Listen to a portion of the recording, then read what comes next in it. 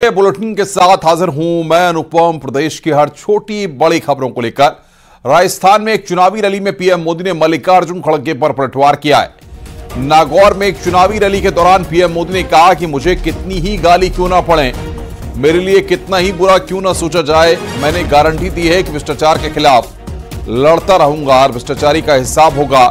ये खड़गे को क्या हो गया है, वो तो ऐसे न थे। दरअसल कल कांग्रेस अध्यक्ष खड़गे ने पीएम के पिताजी को लेकर अभद्र टिप्पणी की थी।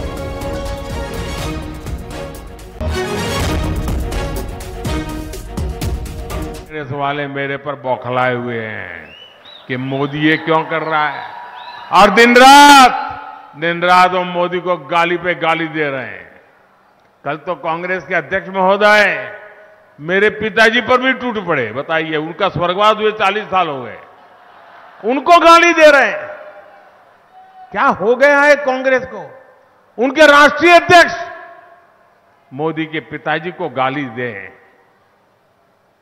खड़गे जी, आप तो ऐसे नहीं थे।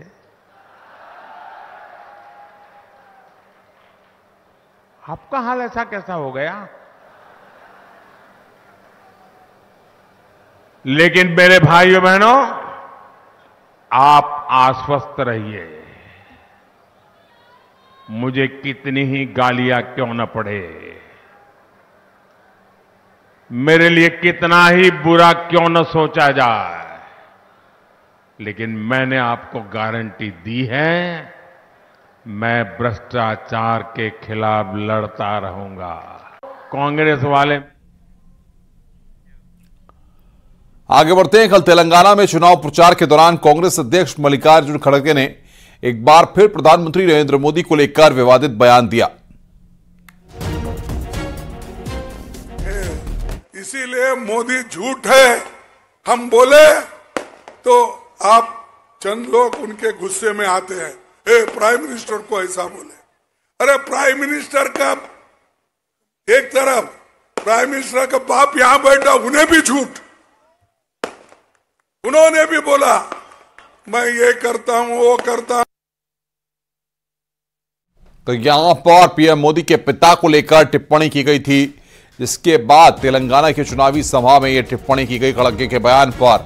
अब विवाद काफी बढ़ सकता है। राकेश त्रिपाठी बातचीत करने के लिए प्रवक्ता बीजेपी के हमारे साथ जुड़ गए हैं। राकेश जी, जिस तरीके से मल्लिकार्जुन खड़गे ने विवादित बयान दिया है, प्रधानमंत्री ने साफ तौर पर कहा कि आखिर खड़गे साहब को क्या हो गया है, आखिर क्या लगता है इस तरह की भाषा का प्रयोग क्यों किया गया?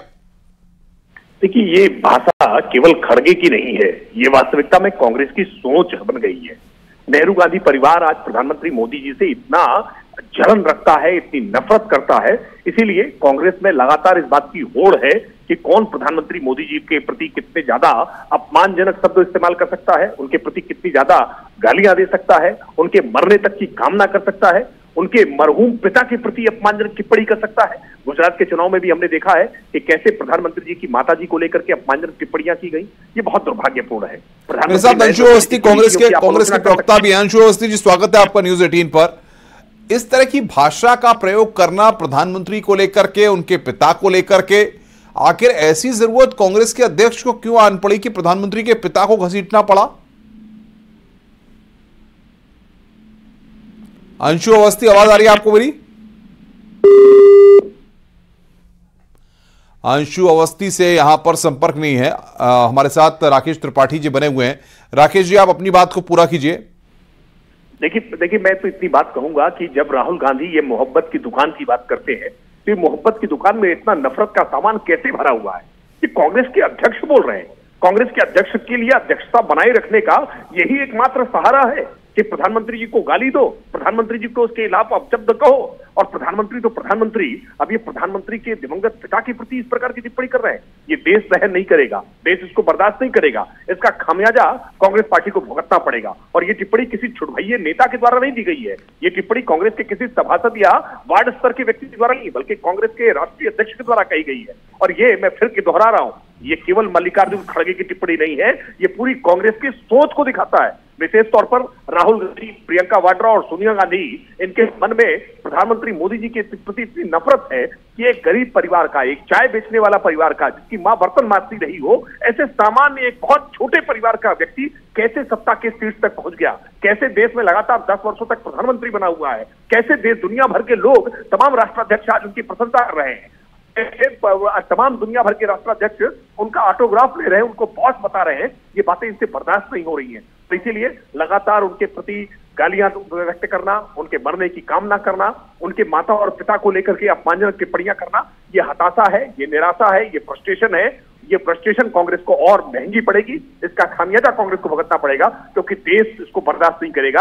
देश में इसकी तीखी प्रतिक्रिया होगी और जो अभी 5 विधानसभा चुनाव हैं और आने वाले लोकसभा चुनाव, इस लोकसभा चुनाव में भी जनता अपना मत प्रकट करके कांग्रेस पार्टी को इसका मजा दिखाने का काम करेगी कि देश के प्रधानमंत्री के प्रति जब आप इस प्रकार की, और वो देश के प्रधानमंत्री देश का मान है, देश का अभिमान है, देश का सम्मान है, और आप प्रधानमंत्री शब्द इस्तेमाल करके इस तरह की टिप्पणी करते हैं। राकेश जी, लेकिन सवाल यहां पर यह है कि इस तरह के शब्दों का या किसी के परिवार के सदस्यों को टारगेट करके क्या कांग्रेस साधना चाहती है? क्या इससे जनता के दिलों में जगह बनाई जा सकती है?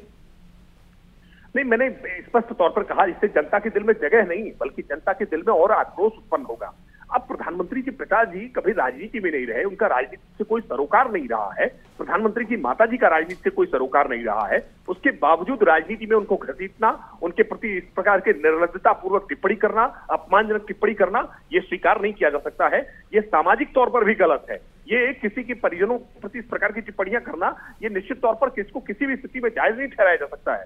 इसके खिलाफ एक कठोर प्रतिक्रिया के बीच से होगी और इसका खामियाजा कांग्रेस पार्टी को। बहुत बहुत शुक्रिया आपका हमारे साथ जुड़ने के लिए और बातचीत करने के लिए, राकेश त्रिपाठी जी।